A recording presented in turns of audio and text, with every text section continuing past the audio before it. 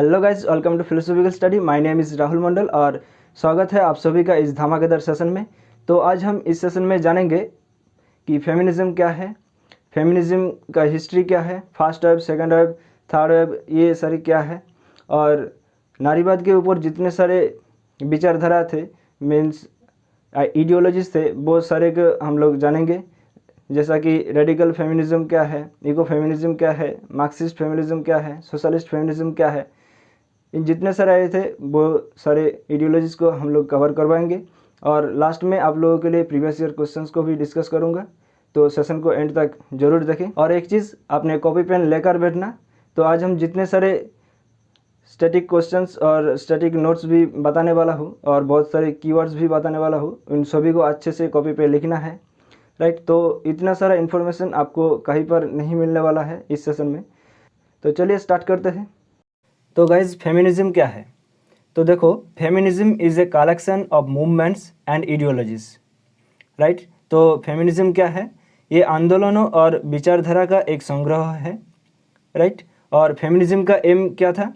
Defining, establishing and defending equal political, economic and social rights for women, right. तो ये जो feminism का M था वो क्या था? देखो, खोजना, एस्टैब्लिश करना और डिफेंडिंग करना इक्वल पॉलिटिकल और इकोनॉमिक एंड सोशल राइट्स के लिए, राइट, फॉर वुमेन्स के लिए। और this includes seeking to establish equal opportunities for women in education and employment, right. तो ये फेमिनिज्म का एक मांग था कि उन लोगों को एस्टैब्लिश करना होगा कि इक्वल अपॉर्चुनिटीज़ फॉर वुमेन्स के लिए कहाँ पर? इन एजुकेशन सेक्टर पे और एंड एम्प्लॉयमेंट पर, राइट। और ये जो गुस्सा वाला बुड्ढा है ना, उसका नाम है चार्ल्स फोरियर, और उन्होंने ये फेमिनिज्म वर्ड को कॉइन किया है, राइट। तो यहाँ पर बहुत सारे काफ़ी इम्पोर्टेंट कीवर्ड्स है, तो इसको ध्यान से आपने कॉपी पे लिख लो। तो फेमिनिज्म क्या है? Feminism is a collection of movements and ideologies, और उसका एम क्या था? इक्वल अपॉर्चुनिटीज़ को लेना, कहाँ पर? एजुकेशन सेक्टर पर और एम्प्लॉयमेंट पर, राइट। और जो इकोनॉमिक, पॉलिटिकल और सोशल राइट्स है, उन सभी पर इक्वल अपॉर्चुनिटी खोजना। और ये जो चार्ल्स फोरियर है, राइट, 1837 में ये फेमिनिज्म जो वर्ड है उसको कॉइन किया था, राइट। अब हम जानेंगे कि फेमिनिज्म का हिस्ट्री क्या है। तो फेमिनिज्म एमर्ज हुआ था इन 15th सेंचुरी में, राइट। और according to Simone de beauvoir, तो सुमन दे beauvoir के अकॉर्डिंग ये क्रिस्टीना दे पिसन ये प्रथम महिलाएं हैं जिन्होंने कलम उठाया था in defence of her sex. और देखो यहाँ पर मैरी वोllस्टोनक्राफ्ट, उनको माना जाता है कि फर्स्ट वेव ऑफ फेमिनिज्म के मदर है, राइट। और मैरी वोllस्टोनक्राफ्ट ने एक ग्रंथ लिखा था 1792 में, a vindication of the rights of women, right. तो ये सारे कॉपी पे लिख लो। तो यहाँ पर देखो, मैरी वोllस्टोनक्राफ्ट का तस्वीरें हैं, कितना प्यारा लग रहा है। और उनका जो किताबें हैं यहाँ पर है, देखो, a vindication of the rights of women, right. तो उन्होंने कहा था, उनका जो सिस्टर है, उनको सिस्टर को कहा था कि डिवोर्स दे दो। She urged her sister to divorce. और उन्होंने क्या किया? उन्होंने खुद 2 बार सुसाइड कमिट किया, right. She attempted to commit suicide twice. और उन्होंने क्रिटिसाइज किया था कि सोशल नॉर्म्स को, कि women's are rational creature, right. और उन्होंने कॉन्क्रिएटेड किया था on the moral demands of equality, particularly in education. तो उनका जो मेन पर्पस था कि एजुकेशन पे इक्वलिटी आना है, और उनका सोच ये था कि एजुकेशन ही एकमात्र सोर्स है कि जहाँ पर वुमेन्स को फ्रीडम मिले, राइट। अब the history of modern western feminist movements is divided into 3 waves, right. तो 3 वेव्स में डिवाइड किया है। तो first wave movement, second wave movement और थर्ड वेव मूवमेंट। तो फर्स्ट वेव मूवमेंट में तो मैरी वोllस्टोनक्राफ्ट को तो जाना जाता है कि मदर है, राइट। तो फर्स्ट वेव मूवमेंट्स का जो एम था वो क्या था? कि राइट टू वोट, राइट। तो देखो यहाँ पर एक इंसिडेंट्स की बात हो रहा है। तो the incidents that are included in the history of feminism. First movements start from 1809 married women property law in US till 1928. तो फर्स्ट वेव मूवमेंट्स कहाँ से कहाँ तक चली थी? 1809 से 1928 तक, राइट। तो देखो, the right to vote was granted to all UK women equally with men in 1928. तो पुरुषों के साथ विवाहित महिलाओं का वोट देने का समान अधिकार मिला यूके में 1928 में, राइट। तो यहाँ पर देखो, मैरी उल्स्टोनक्राफ्ट 1759 से 1797 is mother of first wave, right. अब सेकेंड वेव मूवमेंट ये 1963 से स्टार्ट हुआ था, राइट। तो देखो, the second wave of feminist movements are started from 1963. The report of the American presidential commission on the status of women which caused in enacting of equal pay act till 1980. तो 1960 से 1980 तक ये second wave movement चला था कि feminist sex war. Last incident, the Japanese equal employment opportunity law of 1985. तो ये second wave movement Japanese employment के ऊपर जो अपॉर्चुनिटीज़ था उनको इक्वली मिलना चाहिए था, यही उनका मांग था. और prohibits gender discrimination with respect to recruitment, hiring, promotion, training and job assignment, right. तो यहाँ पर जो तस्वीर है वो सेकेंड वेव मूवमेंट का है. तो देखो, equality the time is now. अब सुमन दी बुवियर का एक फेमस कोटेशन है सेकेंड वेव मूवमेंट के तौर पर कि one is not born a women but becomes one, right. तो कोई महिला जन्म नहीं लेता बल्कि उसको तैयार किया जाता है, राइट. और focuses on the social construction of women as the other, right. तो सेकेंड वेव का जो फोकस था वो क्या था कि social construction of women's as the other, right. आप देखो, बेटी फ्रीडमैन पब्लिश किया था द फेमाइन मस्टिक्यू 1963 में. तो ये इनका किताब है. और केट मिलेट ने लिखा था सेक्सुअल पॉलिटिक्स 1970 में, राइट. और सुमन दी बुवियर ने लिखा था द सेकंड सेक्स. ये तीनों किताबों बहुत ही इम्पोर्टेंट है, तो आपने कॉपी पे लिख लो. अब थर्ड वेव स्टार्ट हुआ था 1991 में, राइट. तो देखो, the third wave of feminism starts from 1991, published of an article by Rebekah Volker, American feminist. तो वो आर्टिकल कौन सा था? Becoming the third wave, right. Following establishment of Riot girl movement in Washington and continuing till now. तो यहाँ पर एक incidence की बात हो रहा है कि देखो, Riot girl movement in Washington, right. ये एक इंसिडेंट है. और ये जो थर्ड वेव मूवमेंट आया था इसका इशू कौन कौन सा था कि gender violence, reproductive rights, rape, derogatory terms, inequality in the work place, unequal treatment, sexual assault. तो इन सारे इश्यूज़ में से जेंडर वायलेंस एक सेंट्रल इशू था इस थर्ड वेव फेमिनिस्ट के द्वारा. तो गाइज, फेमिनिस्ट के फर्स्ट वेव मूवमेंट ये 1809 से स्टार्ट हुआ था और 1928 तक चला था, राइट. और सेकेंड वेव मूवमेंट 1963 से स्टार्ट हुआ था और ये 1980 तक चला था. और ये जो थर्ड वेव मूवमेंट है ये तो 1991 में स्टार्ट हुआ था और अभी तक ये चल रहा है. और अभी काफ़ी सारे फेमिनिस्ट के मानना है कि ये और एक भी वेव है, फोर्थ वेव है, तो वो हम लोग यहाँ पर नहीं डिस्कस करेंगे. तो अब आइडियोलॉजीज़ की बात करें तो देखो यहाँ पर, तो देखो पहला है लिबरल फेमिनिज्म. तो लिबरल फेमिनिज्म की बात करें तो यहाँ पर individualistic equality of men and women through political and legal reform without altering the structure of society, right. तो देखो, all women are capable of asserting their ability to achieve equality. Therefore, it is possible for change to happen without altering the structure of society. और यहाँ पर जो एक famous ग्रंथ था Mary Wollstonecraft का, a vindication of the rights of women. तो देखो, मैरी wollstonecraft को तो फर्स्ट वेव फेमिनिस्ट मूवमेंट का मदर जाना जाता था, राइट। तो ये भी आप लोगों ने ध्यान में रखना होगा। और उन्होंने कहा था कि एजुकेशन एकमात्र सोर्स है जहाँ पर वोमेन्स की फ्रीडम होगी, राइट। तो लिबरल फेमिनिज्म में तो मैरी wollstonecraft का जो किताब है वो बहुत ही प्रभाव विस्तार किया था। तो लिबरल फेमिनिज्म का जो दावी है वो क्या था कि individualistic equality of men and women through political and legal reform without altering the structure of society, right.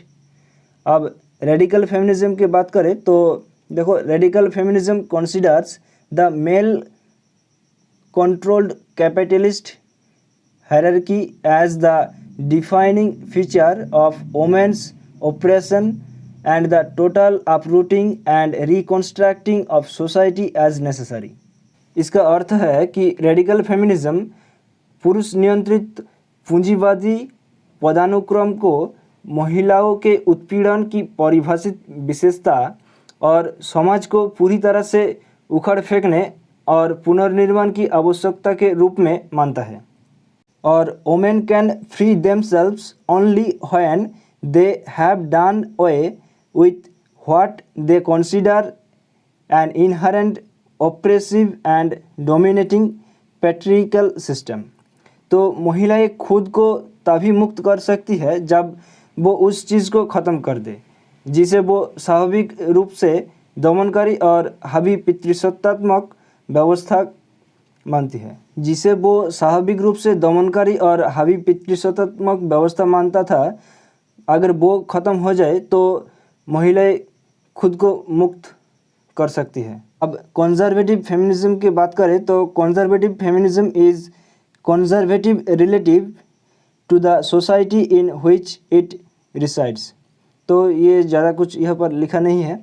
तो देखो, लिबर्टेरियन फेमिनिज्म ये क्या है कि libertarian feminism conceives of people as self owners and therefore as entitled to freedom from coercive interference। तो libertarian feminism means उदारवादी नारीवाद लोगों को स्वमालिक के रूप में से मानता है और इसलिए ज़बरदस्ती हस्तक्षेप से मुक्ति का हकदार है, राइट। Freedom from coercive interference. अब मेटेरियलिस्ट फेमिनिज्म ये क्या है कि भौतिकवादी नारीवाद, राइट।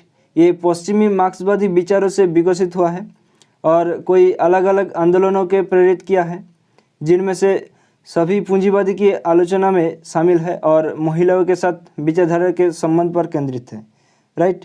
तो देखो, materialist feminism grew out of western Marxist thought and have inspired a number of different movements, right, all of which are involved in a critique of capitalism and are focused on ideologies relationship to women.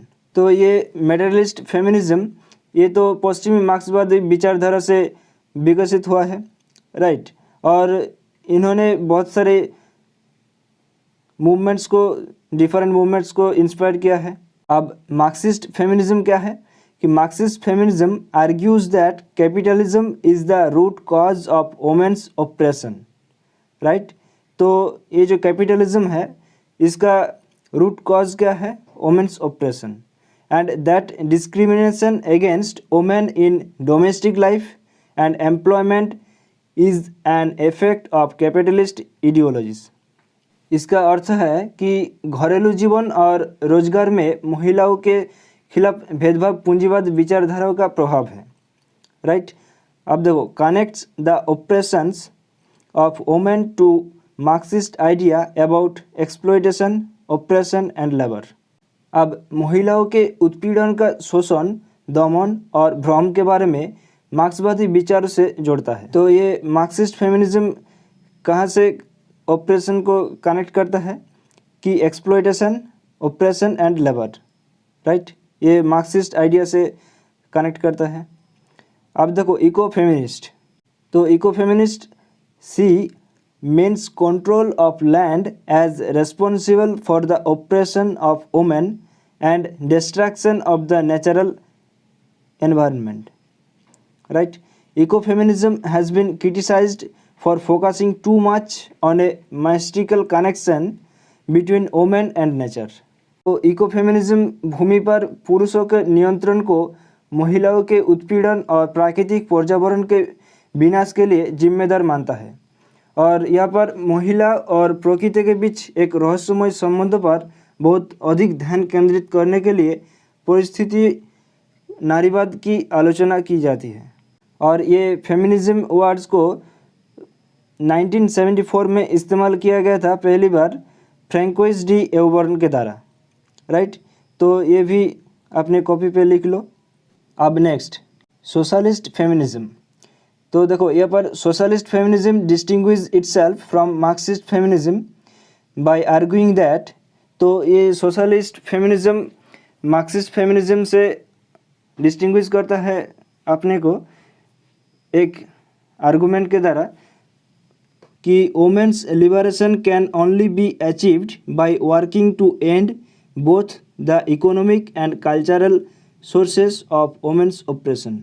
तो वो argument क्या था कि महिलाओं के उत्पीड़न के आर्थिक और सांस्कृतिक दोनों स्रोतों को समाप्त करने के लिए काम करके ही महिलाओं की मुक्ति प्राप्त की जा सकती है। Women's liberation can only be achieved by working to end both the economic and cultural sources of women's operation. Right? अब एनरिच फेमिनिस्ट मतलब अराजक नारीवाद। राइट? तो अराजक नारीवाद का मानना है कि राज्य के खिलाफ वर्ग संघर्ष और अराजकता के लिए पितृसत्ता के खिलाफ संघर्ष की आवश्यकता होती है जो अनैच्छिक पदानुक्रम से आती है। राइट? तो देखो anarchist feminist believes that class struggle and enrich against the state require struggling against patriarchy which comes from involuntary hierarchy। अब black and post colonial feminism, इसका अर्थ क्या है कि अश्वेत और उत्तर औपनिवेशिक नारीवाद। तो black and post colonial feminism pose a challenge to some of the organising premises of western feminist thought. Right? तो देखो अश्वेत और उत्तर औपनिवेशिक नारीवाद पश्चिमी नारीवाद विचारधारा के कुछ संगठित परिसरों के लिए एक चुनौती पेश करती है। During much of its history feminist movements and theoretical developments are led predominantly by middle class white women from western Europe and North America. कि आपने अधिकांश इतिहास के दौरान नारीवादी आंदोलन और सैद्धांतिक विकास का नेतृत्व मुख्य रूप से पश्चिमी यूरोप और उत्तर अमेरिका की मध्यम वर्ग की श्वेत महिलाओं ने किया था। Post colonial feminist argues that colonial operation and western feminism marginalised post colonial women but did not turn them passive और वॉइसलेस। इसका अर्थ है उत्तर औपनिवेशिक नारीवादियों का तर्क है कि उपनिवेशिक उत्पीड़न और पश्चिमी नारीवाद ने उत्तर औपनिवेशिक महिलाओं को हाशिए पर डाल दिया, लेकिन उन्हें निष्क्रिय या वॉइसलेस नहीं बनाया। But did not turn them passive और वॉइसलेस। राइट? अब आ गया मैकाबली फेमिनिज्म। तो उसको डिस्कस करने से पहले और दो फेमिनिज्म हैं, सेपरेटिस्ट फेमिनिज्म और लेस्बियन फेमिनिज्म। तो separatist feminism does not support heterosexual relationship. अब हेट्रोसेक्सुअल रिलेशनशिप का अर्थ क्या है कि विषमलैंगिक संबंध। तो नाम से ही पता चल जाना चाहिए कि ये सेपरेटिस्ट है। राइट? तो ये हेट्रोसेक्सुअल को तो सपोर्ट नहीं करेगा। अब देखो लेस्बियन फेमिनिज्म, ये क्या है? ये क्लोजली रिलेटेड है। Other feminist criticise separatist feminism as exist. तो लेस्बियन का अर्थ है कि समकामी। राइट? कि एक ही लिंग के साथ एक ही लिंग का जो मिलन होता है वो लेस्बियन कहा जाता है, और ये फीमेल के साथ फीमेल का जो रिलेशन है उसको लेस्बियन कहा जाता है, और मेल के साथ मेल का जो रिलेशनशिप है उसको गे कहा जाता है। अब ये मेकअप वाली फेमिनिज्म आ गया है। तो देखो लिपस्टिक फेमिनिज्म इसको कहा जाता है। तो linguistic feminism is a cultural feminist movement that attempts to respond to the backlash of second wave radical feminism of the 1960s and 1970s by reclaiming symbols of feminine identity such as makeup, suggestive clothing, and having a sexual allure as valid and empowering personal choices. तो lipstick नारीवाद एक सांस्कृतिक नारीवादी आंदोलन है जो 1960 और 1970 के दशक की दूसरी लहर के कट्टरपंथी नारीवाद की प्रतिक्रिया का जवाब देने का प्रयास करता है, जैसे कि मेकअप और सजेस्टिव क्लोथिंग और यौन आकर्षण का वैध और सशक्त बनाने के लिए स्त्री पहचान के प्रतीकों का पुनर्प्राप्त करना। तो ये पर्सनल चॉइस के बारे में बताया है, राइट। तो ये तो गया फेमिनिज्म आइडियोलॉजीज। अब पैट्रियार्ची के बारे में थोड़ा सा जान लेते हैं। तो पैट्रियार्ची एक सोशल सिस्टम है in which the role of male as the primary authoritative figure is central to social organisation and where fathers hold authority over women, children and property. तो पैट्रियार्की एक सोशल सिस्टम है तो जहाँ पर पुरुषों का primary role होता है, राइट, वहाँ पर पुरुष ही प्रधान है। तो एक फैमिली पर जो चिल्ड्रंस होते हैं, जो वुमेन्स होते हैं और उनका जो प्रॉपर्टी होते हैं, तो वहाँ पर अथॉरिटी किसका होता है? वो फादर्स का होता था, राइट। तो उसको पैट्रियार्की कहा जाता है। और it implies the instruction of male rule and privilege and is dependent on female subordination. तो most forms of feminism characterize patriarchy as an unjust social system that is oppressive to women, right? तो as the feminist and political theorist Carole Pateman ने लिखा था कि the patriarchal construction of the difference between masculinity and femininity is the political difference between freedom and subjection। तो ये quotation याद रखना कि the patriarchal construction of the difference between masculinity and femininity is the political difference between freedom and subjection, right. तो ये किसने कहा था? ये कैरोल पैटमैन ने कहा है, राइट। तो ठीक है, अब हम प्रीवियस ईयर क्वेश्चंस को देखेंगे। तो फर्स्ट क्वेश्चन आपके सामने स्क्रीन पे ये रहा। तो फ्रेंड्स, ये एक असर्शन और रीजनिंग वाला क्वेश्चन पूछा है और यहाँ पर लिबरल फेमिनिज्म के बारे में पूछा है। तो असर्शन में क्या बोला है कि men and women are equal. तो ये लिबरल फेमिनिज्म के अकॉर्डिंग ये तो बिल्कुल सही है, राइट। और रीजन में क्या बोला है कि both men and women are essentially rational creatures. तो ये भी स्टेटमेंट सही है। अब इसके साथ संबंध भी है, right. Men and women are equal because both men and women are essentially rational creatures. तो ये in the light of liberal feminism ये तो दोनों स्टेटमेंट ही सही है, असर्शन और रीजनिंग। और ये जो रीज़न है वो असर्शन का करेक्ट एक्सप्लेनेशन भी है, राइट। तो ऑप्शन ए हमारा करेक्ट आंसर है। तो ऑप्शन ए हमारा करेक्ट आंसर है। अब अगले क्वेश्चन की तरफ आते हैं। Who among the following feminist thinkers argues that women have been given dependent derivative status as the other of man as the product of our upbringing in society and challenges Freud's dictum anatomy is destiny। तो निम्नलिखित में से किस नारीवाद विचारक का तर्क है कि समाज में उसके पालन पोषण के उत्पाद के रूप में महिलाओं को पुरुष के दूसरे के रूप में आश्रित व्युत्पन्न दर्जा दिया गया है और फ्रॉयड का सिद्धांत एनाटॉमी इज डेस्टिनी का चुनौती देता है। तो ऑप्शन 1 मैरी उल्स्टनक्राफ्ट, ऑप्शन 2 सुमन दी बुवियर, ऑप्शन 3 कैरोल पैटमैन, ऑप्शन 4 बेटी फ्रेडन। तो फ्रेंड्स, इस क्वेश्चन का जो सही आंसर है वो है ऑप्शन 2 सिमोन दी बुवियर। तो फ्रेंड्स, ये एक स्टैटिक क्वेश्चन है, आप लोगों को एज इट इज़ याद रखना होगा, राइट। ओके, तो इस क्वेश्चन का जो सही आंसर है वो है ऑप्शन 2 सुमन दी बुवियर।